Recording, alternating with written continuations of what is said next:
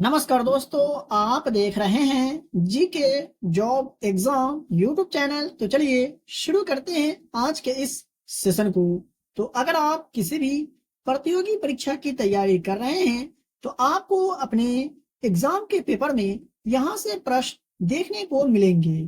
तो आप इस वीडियो को बगैर स्किप किए हुए पूरा देखिएगा, क्योंकि मैं आपको इस क्लास के वीडियो में वैसे प्रश्न बताने वाला हूँ जो एग्जाम में सबसे अधिक पूछा जाता है।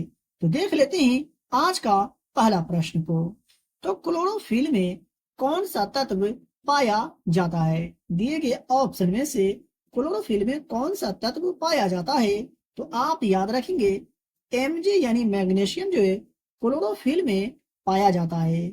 ऑप्शन नंबर सी यहाँ पर सही जवाब हो जाएगा। बात करें दूसरे प्रश्न का, तो चिपको आंदोलन किससे संबंधित है? तो बात करें चिपको आंदोलन का, तो यह जो है वन बचाव से संबंधित है, आप याद रखेंगे। और इसकी शुरुआत किसने की थी? तो सुंदरलाल बहुगुणा ने। और कौन से राज्य से? तो उत्तराखंड राज्य से। ये भी आप याद रखिएगा, एग्जाम में प्रश्न पूछ लिए जाते हैं। बात करें नेक्स्ट प्रश्न का, तो निम्न रक्त समूहों में किस समूह का व्यक्ति किसी भी समूह से रक्त ग्रहण कर सकता है? कौन से ग्रुप वाले व्यक्ति? तो आप याद रखिएगा ए बी ग्रुप वाले व्यक्ति जो है किसी भी समूह से रक्त को ग्रहण कर सकता है। ऑप्शन नंबर डी यहाँ पर सही जवाब होगा, आप याद रखेंगे। बात करें दूसरे प्रश्न का, तो चींटियां सामाजिक कीट है क्योंकि? जी हाँ, चींटियां जो है सामाजिक कीट है, लेकिन क्यों?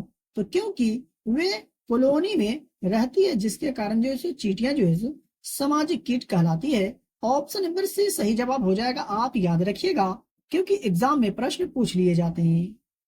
बात करें 5 नंबर प्रश्न का, तो हार्मोन्स सामान्यतः अनुपस्थित होते हैं, यानी हार्मोन्स जो है निम्नलिखित में से किसमें अनुपस्थित होते हैं? तो अगर आपने चुना है ऑप्शन नंबर ए, तो बिल्कुल सही जवाब है। जीवाणु में हार्मोन्स जो है अनुपस्थित होते हैं, आप याद रखिएगा, बिल्कुल भी कंफ्यूज नहीं होना है। मेरे प्यारे दोस्तों, आप यहाँ तक आ गए और अभी तक वीडियो को लाइक नहीं किए तो वीडियो को लाइक करें। और चैनल पर अगर पहली बार विजिट कर रहे हैं या हमारा वीडियो आप तक पहली बार पहुंचा है तो चैनल को सब्सक्राइब करके बेल आइकन को प्रेस कर लीजिएगा। और इस वीडियो को अपने दोस्तों और रिलेटिव में भी शेयर जरूर करें जो लोग विभिन्न प्रतियोगी परीक्षा की तैयारी कर रहे हैं। 6 नंबर प्रश्न है, मानवों में निम्न सहायक पाचन अंग नहीं है, कौन सा दिए गए ऑप्शन में से?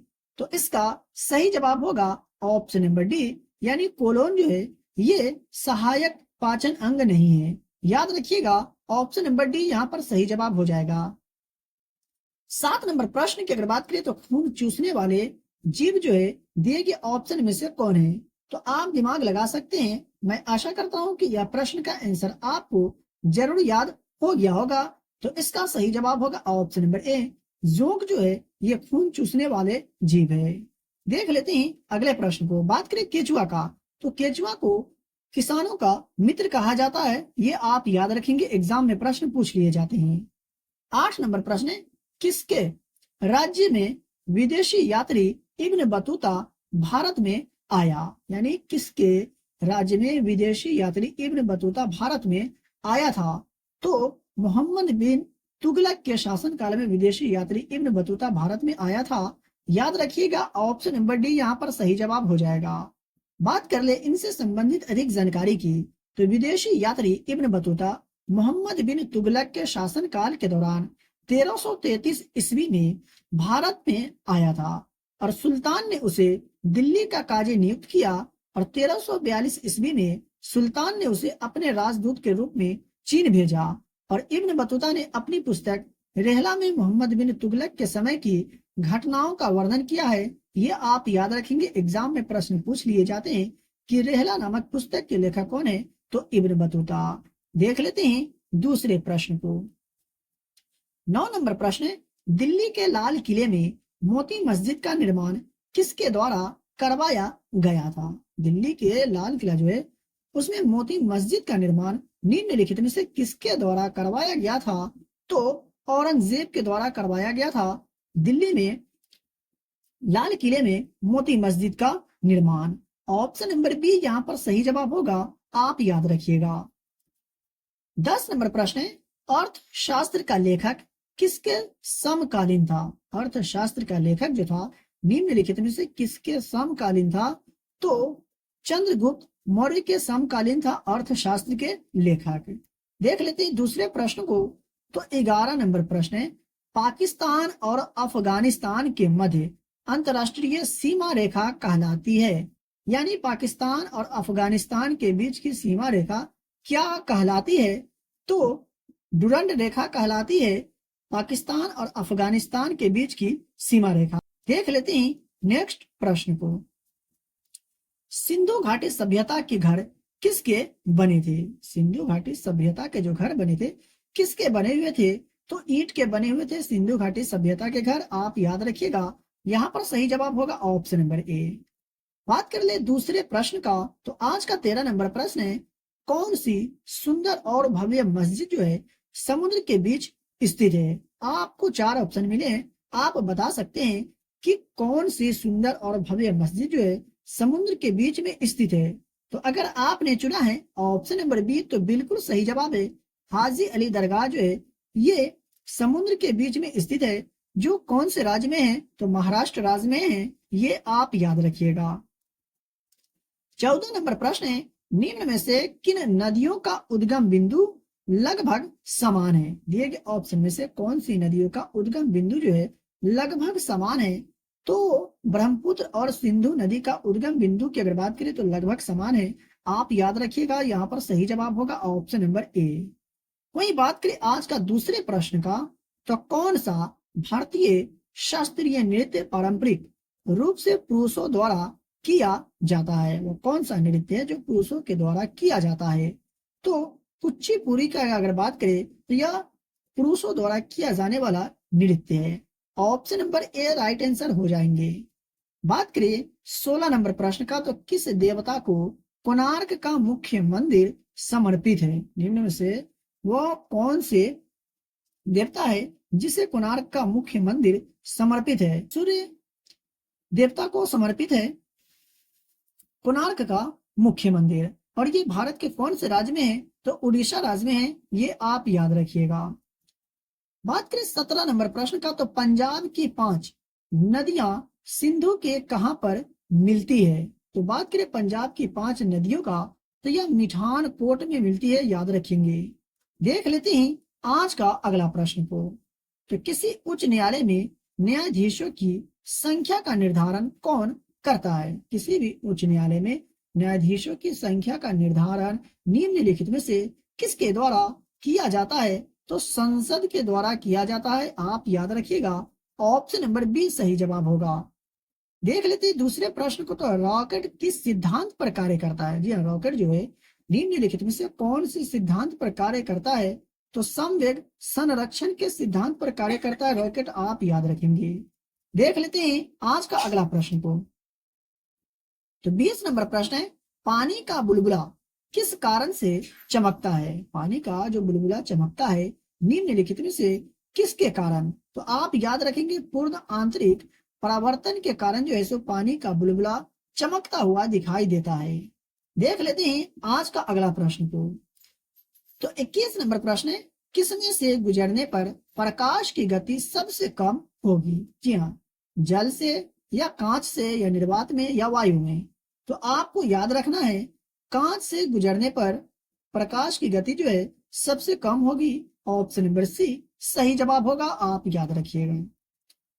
22 नंबर प्रश्न की अगर बात करें तो सेल फोन किस सिद्धांत पर कार्य करता है? सेल फोन जो है निम्नलिखित में से कौन से सिद्धांत पर कार्य करता है? तो विद्युत चुंबकीय तरंग के सिद्धांत पर कार्य करता है cell phone, option number B सही जवाब हो जाएगा। मैं आपको बताते चलूं, अगर आपको किसी भी प्रश्न में डाउट हो, किसी भी प्रश्न के उत्तर में अगर आपको डाउट हो तो आप हमसे कमेंट बॉक्स में कमेंट करके पूछ सकते हैं। 23 नंबर प्रश्न है, सह संयोजक बंध मुख्यतः पाए जाते हैं निम्नलिखित में से किसमें? तो बात करें सह संयोजक बंध का, तो यह कार्बनिक यौगिकों में पाए जाते हैं, याद रखिएगा। ऑप्शन नंबर सी सही जवाब होगा। देख लेते हैं 24 नंबर प्रश्न को। तो निम्नलिखित में से कौन बर्नौली के सिद्धांत पर कार्य करता है? दिए गए ऑप्शन में से। तो अगर आपने चुन लिया है ऑप्शन नंबर ए तो सही जवाब है। बुनसेन बर्नर जो है ये बर्नौली के सिद्धांत पर कार्य करता है, याद रखिएगा। देख लेते हैं दूसरे प्रश्न को। तो बात करें 25 नंबर प्रश्न का, तो विरंजक चूर्ण के प्रयोग द्वारा कपड़ों में विरंजन प्रक्रिया में वर्णक पदार्थ हो जाता है क्या? विस्थापित हो जाता है या अपचयित हो जाता है या अवशोषित हो जाते हैं? तो आप याद रखिएगा ऑक्सीकृत हो जाता है विरंजक चूर्ण के प्रयोग द्वारा कपड़ों में विरंजन चूर्ण प्रक्रिया में वर्णक पदार्थ। Option number D right answer होगा, आप याद रखिएगा। बात करें 26 नंबर प्रश्न का, तो नींबू को खट्टा कौन बनाता है? यानी किसके कारण नींबू जो है सो खट्टा होता है, या नींबू में कौन सा अम्ल पाया जाता है? इस तरह से भी आपसे प्रश्न पूछा जा सकता है। तो सिट्रिक अम्ल जो है ये नींबू को खट्टा बनाता है। आप याद रखेंगे, आपसे इस तरह से भी प्रश्न पूछा जा सकता है कि नींबू में कौन सा अम्ल पाया जाता है, तो सिट्रिक अम्ल। आई होप कि आपको समझ में आ गया होगा। बात कर ले आज का 27 नंबर प्रश्न का, तो निम्न में से कौन सा तत्व है जो सभी कार्बनिक यौगिकों में पाया जाता है? दिए गए ऑप्शन में से वो कौन सा तत्व है जो सभी कार्बनिक यौगिक में पाया जाता है? तो कार्बन की अगर बात करें तो ये सभी कार्बनिक यौगिकों में पाया जाता है, याद रखिएगा। ऑप्शन नंबर डी सही जवाब हो जाएगा। देख लेते हैं अगले प्रश्न को। तो आज का 28 नंबर प्रश्न है, निम्न में से कौन सी अधातु है जो कक्ष यानी तापमान पर द्रव अवस्था में रहती है? तो इसका सही जवाब हो जाएगा ऑप्शन नंबर सी, ब्रोमीन जो है ये कक्ष तापमान पर द्रव अवस्था में रहती है। सही जवाब हो जाएगा ऑप्शन नंबर सी। देख लेते हैं दूसरे प्रश्न को। तो भारत में ब्रिटिश शासन काल का अंतिम गवर्नर जनरल कौन था? कब भारत में ब्रिटिश शासन के काल में अंतिम गवर्नर जनरल कौन था? तो लॉर्ड माउंटबेटन जो था ये भारत में ब्रिटिश शासन काल का अंतिम गवर्नर जनरल था। ऑप्शन नंबर बी सही जवाब हो जाएगा, आप याद रखिएगा, क्योंकि काफी बार यह जो प्रश्न एग्जाम में पूछे जा चुके हैं। 30 नंबर प्रश्न की अगर बात करें तो किस राज्य में और किस नदी पर हीराकुंड बांध का निर्माण किया गया है? तो आप याद रखिएगा यह भारत के उड़ीसा राज्य में महानदी पर हीराकुंड बांध का निर्माण किया गया है। ऑप्शन नंबर बी सही जवाब हो जाएगा। यहाँ से आपका 3 से 4 प्रश्न कवर हो गए।